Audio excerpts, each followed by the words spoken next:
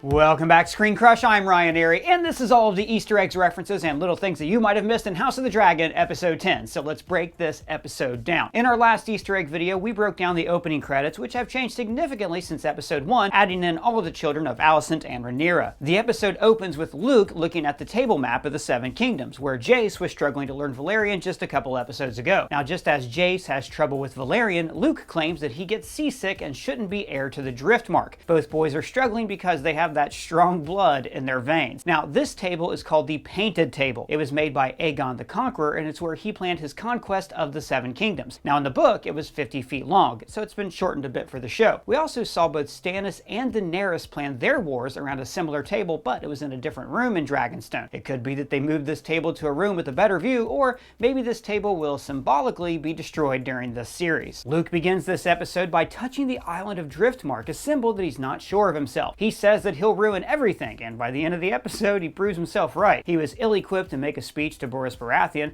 then he's unable to control his dragon, which leads to a counterattack from Aemon's dragon, and this battle really is the beginning of the Targaryan Civil War, and it was all foreshadowed by this very first scene. Well, I'm just having a bad day. Oh my gosh, Doug, what happened to you? These kids came here asking for candy, and I said we don't got no candy because I'm a little dog and chocolate kills me. And they said tricks or treats, and then they did this to me. Well, don't worry, Doug. We'll find a way out of this for you. Back to the breakdown. Luke goes on to say that Driftmark should have gone to his uncle Vaemond, who was trying to be made heir to the Driftwood throne a couple episodes ago before Daemon loosened his tongue. Now, Vaemond is one of many second sons in this show. In fact, you can say that all of the events of this show are being shaped by second sons. See, second sons don't stand to inherit any power, so they're more ambitious. Second sons in this show include Otto, Daemon, Vaemond, Aemond, and Larys, and all of these people play pivotal roles in escalating this conflict because they feel like they have something to prove and they're trying to gain power. Luke definitely feels like he has to prove himself as a Valyrian because, well, you know, he hates boats and he does not look like a Valyrian. He mentions that the Sea Snake was a great sailor,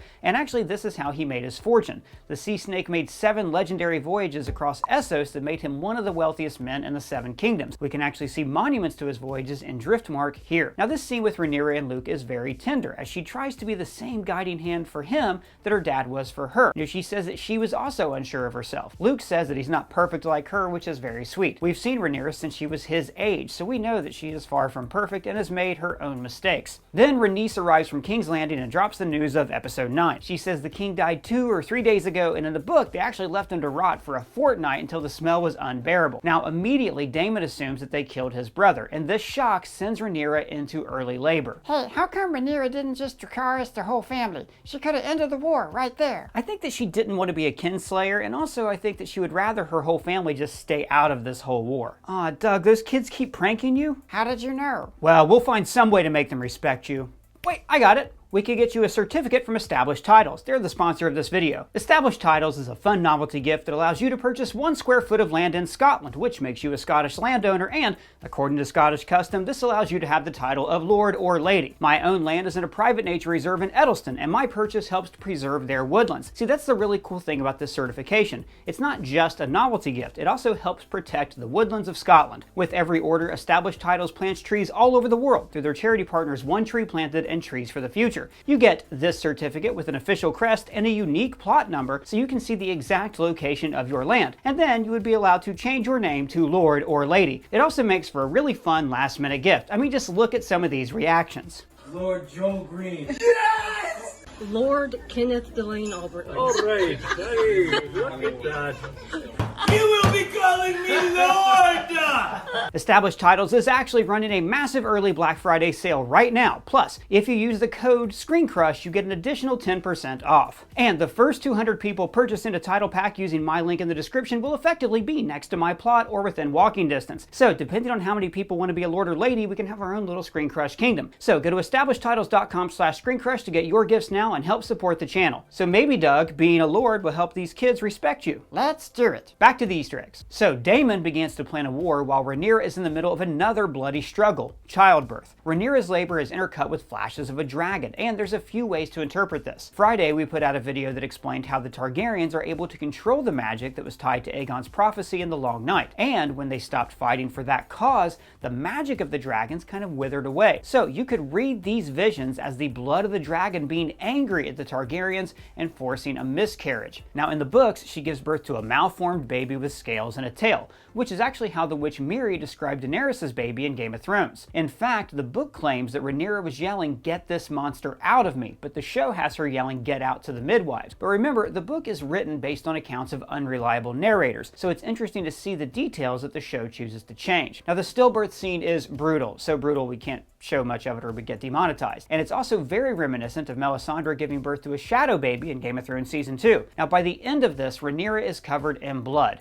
which really hits home the theme of the show. House of the Dragon is all about bloodlines and succession. Now while the men benefit from the rules of succession, it's the women who do the hard labor here. Literally. This is why the opening credits are shown as bloodlines. This scene shows that childbirth is just as violent and bloody as war, and it's a harbinger for the bloody wars to come. Later, the Silent Sisters come to dress the infant. Now this is an order of Septus who have taken a vow of silence and serve the stranger. That's one of the 7 gods who represents death. We've seen them before in this series, but the first time we saw them was all the way back in Game of Thrones' first episode. Outside, Jace and Luke are also in combat, and Luke gets knocked down, foreshadowing what's coming later in the episode. And meanwhile, Daemon is planning his war against the Greens. They mentioned the sea snake is on the island of Evenfall. That's this island that's the seat of House Tarth, eventual homeland of Brienne of Tarth. They send ravens to a few houses, including Darkland. I'm pretty sure that's this guy who was killed last episode for not bending the knee. They also mentioned Massey. Now House Massey is located on the peninsula in the Crown Lands called Massey's Hook. Their support would be key because the Blacks want to create a naval blockade of King's Landing, and when you combine this peninsula with the Riverlands, it creates a kind of pincer around the city. Daemon also says to conscript the Dragon Keepers because they're capable fighters, and we've already seen that they carry these sweet dragonglass daggers. And guys, look, it's nice to see Daemon back to being a crazy badass. Outside, he uses his dragon Caraxes to lean on a couple of Kingsguard to guarantee their loyalty. Next is the baby's funeral pyre, which has to bring back a lot of bad memories for Rhaenyra of her mother and brother's pyre in the first episode. In fact, there are other bookends to the first and last episode, like each featuring Lord swearing loyalty, and end with Rhaenyra looking straight into the camera. The mood of the funeral is lightened when Sir Eric shows up with her father's crown. This was the same crown worn by King Jaehaerys in the opening prologue. Aegon II was crowned with Aegon the Conqueror's crown, which had been in storage for about 100 years because it was also worn by the worst king, Maegor the Cruel. Why did Sir Eric switch sides? Well, remember, last episode he tried to convince his twin brother, Eric with an E, that Aegon was a jerkface because he was raising his own children to fight in the fighting pits of Flea Bottom. Oh. In fact, his twin Eric shows up later with Otto, and you'll notice that there are lots of twins in this show. There's these twins, there's the Lannister twins, Aegon and Helena's twins, Daemon has twin daughters. Now I think this is because the show is concerned with this theme of two. Second sons, twin claims to the Iron Throne, the Targaryens splitting into two. Only their mother can tell them apart. Rhaenyra is crowned by Daemon, just as her half-brother was crowned by another lover of hers, Criston Cole. One crown was given out of spite and the other out of love. Then the war planning begins. Much like Alicent, Rhaenyra does not want the war to get bloody, so she wants to fight with words first. The first sigils they place are the Targaryens in Dragonstone and the High Towers in King's Landing. And by the way, super cool how they burn a fire under this table to make it light up, like they're kindling the fires of war. Now, while Rhaenyra wants to rule with peace, we have seen that she's not afraid to get bloody. That's what the whole fight with the boar represented back when she was a teenager. Daemon mentions his friends in the City Watch. Now remember, in the first episode, he was Lord Commander of the Police of King's Landing. He was actually the one who gave them their signature gold cloaks. Last episode, Otto even talked about removing the people in the City Watch who were still loyal to Daemon. They mentioned sending ravens to House Celtigar, that's the people who rule Crab Island here, and their lord becomes Rhaenyra's Master of Coin in the books. They also mentioned the Stauntons, and they are located in the northern part of Blackwater Bay, just above King's Landing. So you see a pattern here. Rhaenyra's support is strongest in these Crown Lands, that's the area north of King's Landing. They go on to say that since the Lannisters are with the Greens, they have no allies in the west, so they have to shore up support in the east, and that means the Stormlands here, just south of King's Landing, and the Riverlands here. The Riverlands are ruled by the Tullys, like Catelyn Stark in Game of Thrones, and Rhaenyra's mom was a Tully, so she's very hopeful for their support. They also mentioned the Arey, which at this point is being ruled by a woman, Lady Jane Arryn. They're hopeful of her support because a woman ruler would want to back another woman taking power. Daemon says the Riverlands are essential because they are the largest region that could join Rhaenyra's side. And of course, they also mention the Starks, who, as we know, never break oath, unless it's a promise to marry a Frey daughter. So they work out that they need to cut off King's Landing from the west, because the Grain of the Reach supplies King's Landing with food, and the Lannisters supply them with gold. Harrenhal is the ideal choke point, because it's in the largest castle in the land, and it can hold the largest army. And of course, the forces of Dragonstone have the most dragons. Daemon lists them all, and tomorrow, actually, we have a video coming out that explains each dragon and who their rider is. Right now, the Blacks have Rhaenyra's dragon, Syrax. Caraxes is Daemon's. Meleys belongs to Rhaenys, and also notice how she kind of cocks her head when Daemon counts her dragon on her side, like she's thinking, hey, I didn't say I was on your side yet. Virmax is ridden by Jace, Arax is Luke, and Baela has Moondancer. Now, Daemon also mentions unclaimed dragons. Seasmoke belonged to Laenor, and there's also Vermithor and Silverwing. They belong to King Jaehaerys and his wife, Queen Alysanne. But there are also 3 wild dragons nesting on Dragonstone. There's Sheepstealer, Grey Ghost, and the Cannibal. And Cannibal is the largest dragon alive, basically a flying Godzilla. He can't be tamed, and they call him the Cannibal because he likes to eat other dragons. Again, check out our video tomorrow if you want more details on those dragons. Subscribe, ring the bell so you don't miss a thing. And I don't want to miss a thing. Otto shows up to deliver Alicent's terms, and you'll remember that he and Daemon had a similar face-off in the early episodes of the show when Daemon was basically holding a dragon egg hostage. In both meetings, Rhaenyra shows up on Syrax and lands behind Otto. But this time, the dragon pins Otto down, like what they're planning to do to King's Landing. This also sends Otto a message that, hey, we have more dragons than you do.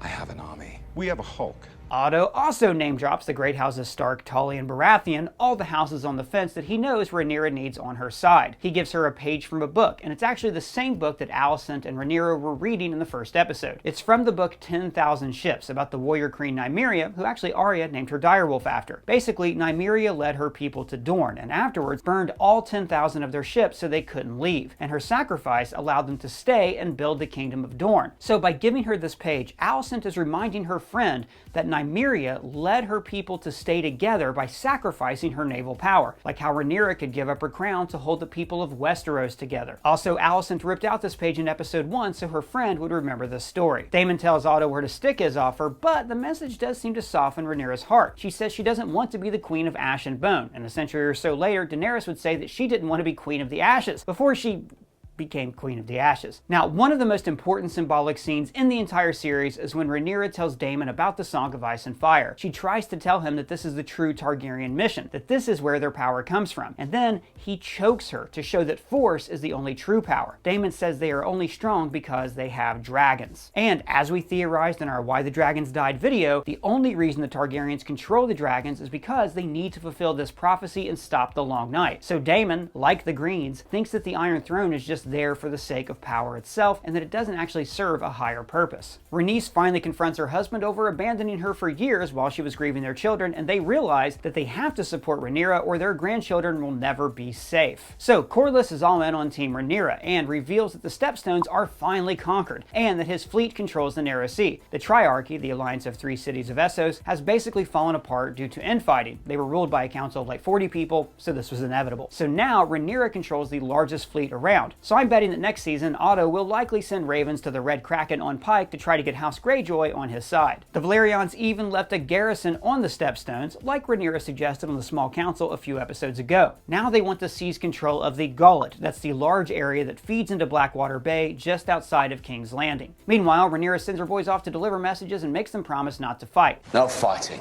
No fighting. No fighting. Jace goes to Winterfell because he's closer in age to the new lord there, and Luke goes to the Stormlands because it's closer and an easier flight. Not a great plan. When the boys take off, the music is identical to the track when Dany flew for the first time way back in Meereen. Meanwhile, we go to Daemon sweet-talking a dragon. Now, this could be one of the wild dragons that I mentioned earlier, but I think this is more than likely Vermithor. He's this massive dragon that was ridden by King Jaehaerys, that was like the really good king. He's the biggest dragon we've seen on the show, and he fought in the 4th Dornish War, so he knows how to fight and would be a great ally in this war. So who's gonna ride him? Just you wait and see. Now, this whole scene is very reminiscent of Tyrion going into the dragon pit to unchain Daenerys' dragons way back in Game of Thrones. And I loved how they showed the reflection in each other's eyes, as if to say that Daemon has the dragon inside of him, and the dragon is inside of Daemon. That came out wrong. That's what she said. Michael. Then Luke lands at Storm's End, a castle that we saw earlier in the season during Rhaenyra's dating tour, and Luke sees that Vhagar is already there. This dragon was ruled by Aegon's cruel sister wife Visenya, and she helped to conquer Westeros. Boros Baratheon is now Lord of Storm's End. Now you might remember his father Boromund in the first episode when he asked for the favor of Queen Rhaenys because the two of them are cousins. Now Rhaenyra is counting on this family loyalty from Boros, but he has the worst Baratheon traits. He's loud, arrogant, and illiterate. He also has 4 unwed daughters, and Aemond has already shown up to promise to marry one of them. Luke, however, is already engaged to his cousin's stepsister, Baela. Aemond tries to pick a fight, calling him Lord Strong, and he reveals that now he wears a sapphire in his eye socket, which he also does in the books. This is also why he's represented by a sapphire in the opening credits. He says he wants payback for Luke taking his eye, which he did accidentally a few episodes ago. Aemond is basically a second son who is always looking for validation. He wants the crown, he wants recognition. He was bullied as a child, and he still holds grudges. Remember, 2 episodes ago when they placed a pig in front of him, Luke laughed. Now this is because they gave him a fake pig dragon called the Pink Dread. So this hurt Aemond's feelings, and he torpedoed the party, toasted these strong boys, and started a fight.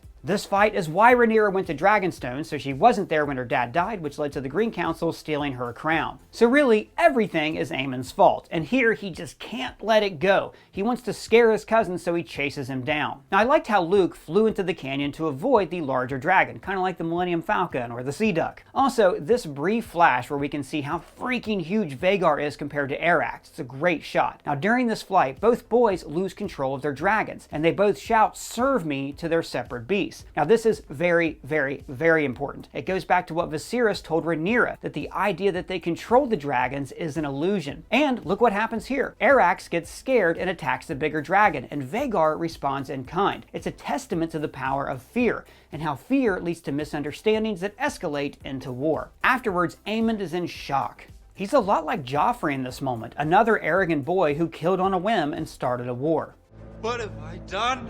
This moment is what puts Rhaenyra over the edge. Now the ending is brilliant. We don't hear Daemon tell her or even see her face. We just see her silhouette stumble for a moment, and when she turns around, we see that it is now war. She doesn't care about the prophecy anymore. She just cares about strength and revenge. That's the lesson that Daemon taught her by the fire. So 2 conversations with Daemon by a fireplace changed the 7 kingdoms forever. And this look straight into the camera bookends the look that she gave the camera at the end of the first episode, with her looking right at us. Hey Doug, how did it go with those Halloween pranksters? Excellent. I told them I was a lord and they bent the knee. Now they serve the will of Doug and do everything I say. I have created a monster.